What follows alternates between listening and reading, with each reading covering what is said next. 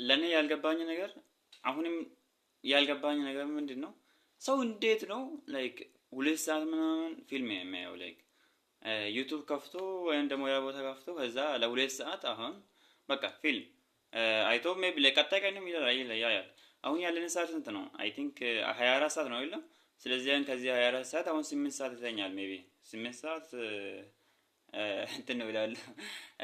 በገበ ማን ነው በሳይንቲፊክ ፕሩቭን የሆነ ምናምን ያለው ግን ኢትስ ኖት ሜቢ ፎር ዩ ላንተ አይደለም ሜቢ ያገን ግን ደግሞ እሺ 8 ሰዓት ከተኛ 2 ሰዓት ፊልም የምታይ ከሆነ አሁን ስንት ነው ቀራክ? እሺ ሌላ ነገር ብንጥቀም በቃ አልገባኝም። እስኪ ኮሜንት ላይ ንገሩኝ። እንዴት ነው ሰው ለ2 ሰዓት ተቀምጦ ፊልም የሚያየው? ላይክ ሜቢ ከዚህ በኋላ አሁን ያንን ፊልም ካየው በኋላ ላይክ ምንም አይጠቀምበትም አይደለም። በሳምንት አንድ ቢያይ ሜቢ ኖርማል ሊሆን ይችላል። ግን ሜቢ ላይክ በየቀኑ ምናምን ሰዓት ካገኘው ነው ሁልጊዜ ያያል። ዋት ኢዝ ዚስ ጋይስ?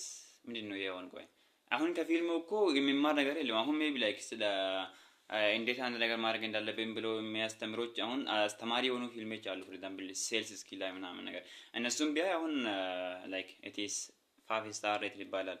ግን ዝም ብሎ ተቀምጦ በቃ ላይክ ለ5 ሰዓት ምናምን ብዙ ሰዎችን አይቻለሁ። ግን ሊገባኝ አልቻለም። ጋይስ እስኪ አስረዱኝ፣ እንዴት ነው የሚታዩት? አንተ ሳይሆን ሜቢ የሚያዩ ሰው ወይም ደግሞ ያ